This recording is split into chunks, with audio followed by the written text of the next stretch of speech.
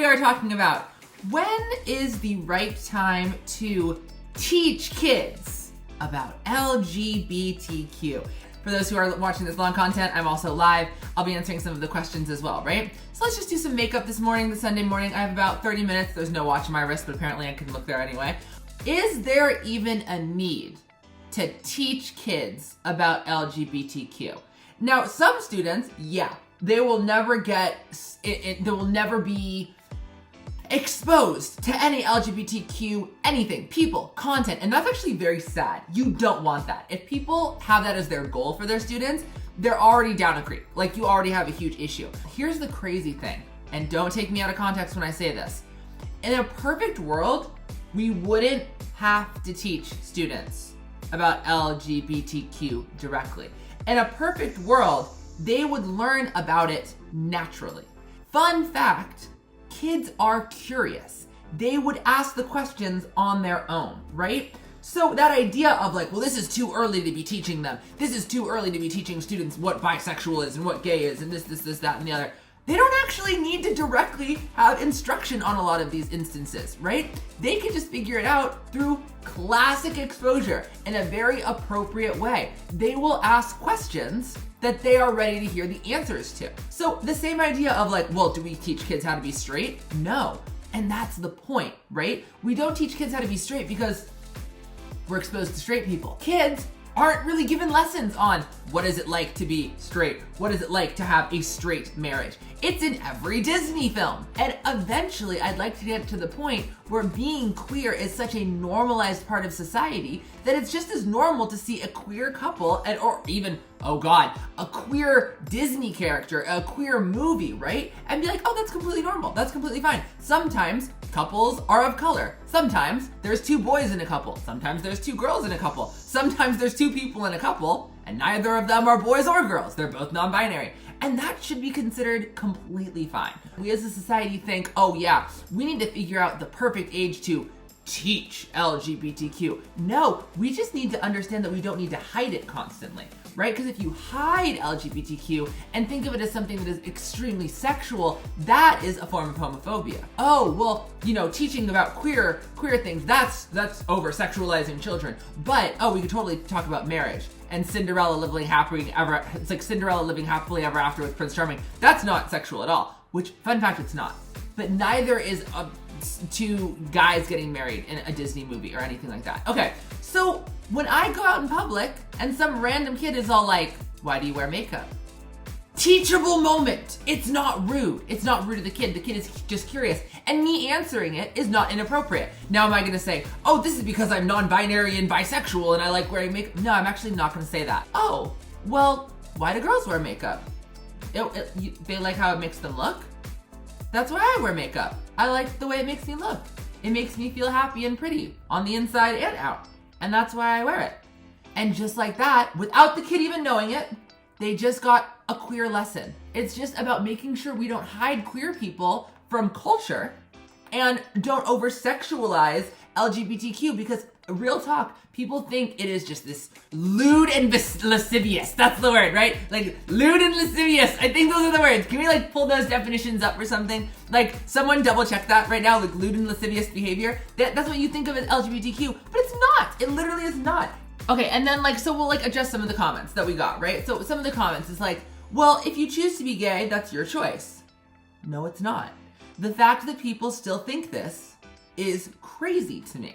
First of all, why would anyone choose to be discriminated against? Like that's first of all, right? Second of all, if someone would like choose to be gay, that means you're essentially choosing to be straight, which means that, like with that said, if someone offered you $1 billion to be gay, could you do it? And I would think no, right? You would be completely traumatized if you were straight because you're not gay. And forcing you to be gay would literally be damaging to your psyche, right? It's not only like wrong, but it's factually incorrect, right? We've proven it scientifically. This is why we need natural exposure to LGBTQ, because you're never going to find a gay individual that's like, oh yeah, I chose this. Like that's just not gonna happen, right? You don't need a textbook, right? Or a 6th grade life studies class to show that being gay is clearly not a choice. It's so simple. Like someone right in the comment section is like, well, isn't 5 a little bit young to know about queer? Do 5-year-olds know about marriage? Like, so 5-year-olds know about being straight, right? They don't know necessarily the terminology, right? But 5-year-olds know that being straight is a thing because they know that romantic couples sometimes make a commitment with each other. There's a wedding and for some reason we wear these rings and boom, like just like that, 5-year-olds get it. So it doesn't need to be any more complicated for allowing them to understand that the same thing happens when the individuals are queer or non-binary or trans. It's just that simple. Also, this is a great time to always say, don't forget to like and subscribe. Don't forget to follow. Check out those recent videos. Check out Xxpressions.blog for the writes-up of these conversations.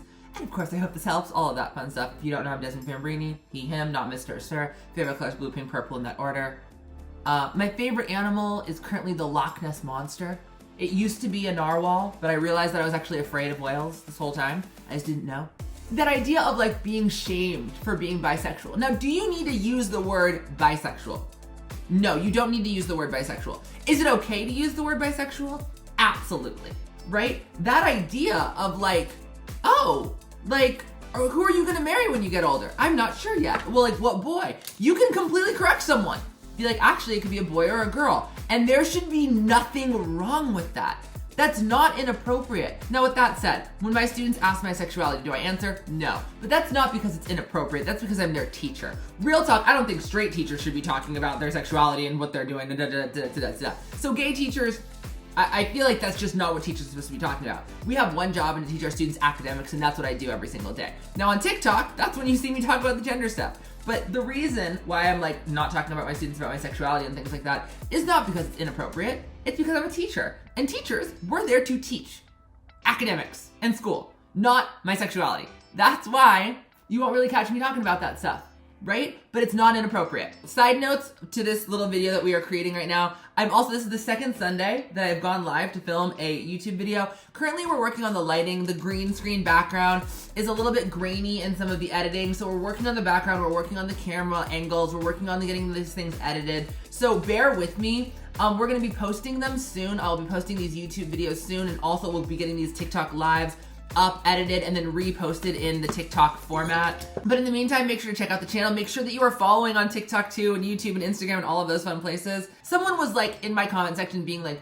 too much blush. Is there such a thing? Like real talk, is there such a thing as too much blush? Because I wasn't aware that that was a real thing. Also, if you're wondering how I made this all of a sudden not look like I just got slapped in the face, because actually that was a little bit too much, I buff it out with this e.l.f. highlighter.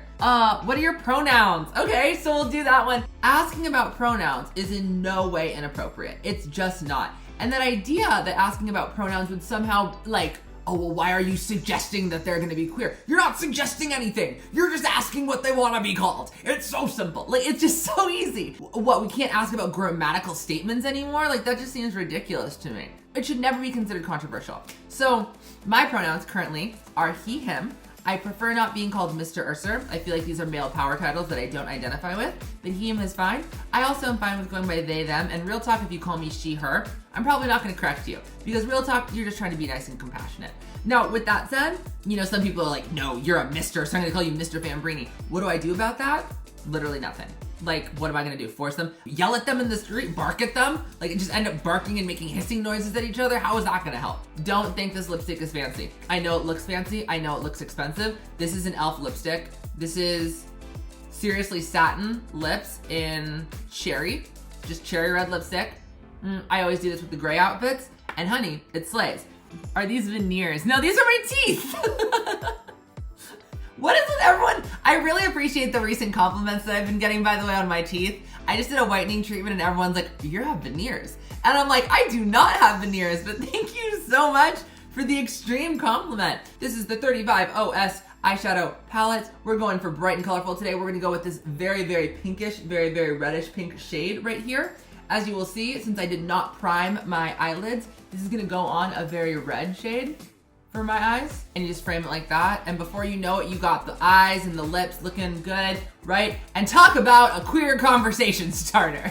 Like, why are your eyes on fire? Or my favorite, I don't know if you are an anime fan out there, but like why I always get the why do you have sage mode on? Because I don't know if you've ever seen the anime Naruto, but Naruto has this thing called sage mode where he has these like red and like orange eyes. And real talk, I do my eyeshadow exactly like sage mode, and I'm literally so proud of that. When I first got like the you have sage mode comment on, I was so very happy. You are like the black version of James Charles. Okay, so actually I've always wanted to address this, right? Speaking of why queer education is important, right? Literally saying I am the black version of James Charles is the equivalent of saying things like all black people look the same.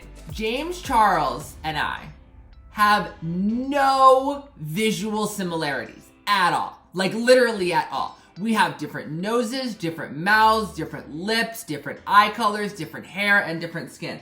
There is no similarity between us other than the fact that we are both male assigned at birth individuals who wear makeup. And the only reason he pops into your mind when you see me is because you don't know enough queer people. I'm not trying to call you out, right? But this is why it's really important that we don't just learn about gay individuals from textbooks either. You need actual queer people around, right? Otherwise, you're gonna think all queer people look the same. You're literally gonna look at me and a picture of James Charles and be like, yeah, they look the exact same. When there is no similarity at all. We're just two boys who both wear makeup, right? I'm non-binary, but still you understand the point, right? So I don't know if you just saw, but I just kind of put a little bit of this dark shade, then you just kind of buff it out on the side, and it kind of just gives your eyes a little bit of depth. And boom, you have like, you know, this kind of fun look. Actually, I'm sorry, I have to do this in the mirror in the other room. One sec, we'll do a video transition. Watch this. Wow. Eyeliner. We're just gonna throw on some lips. Wow, I can speak English. Lash Domination Volumizing Mascara by Bare Minerals. Great brush, does the trick. I use eyeliner, so I'm not the hugest on the lashes lately. I used to get the lash extensions. I don't really get how people do those without getting them wet. That makes no sense to me whatsoever. I also have tried the falsies. I just can't seem to be bothered to put them on every day. This has been our little makeup lesson while systematically talking about when the right time to introduce queer studies is. And the right time is whenever the kid is curious when they're introduced to queer culture. And they should be introduced to queer culture. And if there's no one queer around you, that's a problem. This is the makeup look for today. I'll go throw on some setting spray and it'll be all set. We'll throw on a pair of glasses. If you haven't already, make sure to like and subscribe, all of that fun stuff. Hope you have a great rest of the day. And of course, I hope this helps.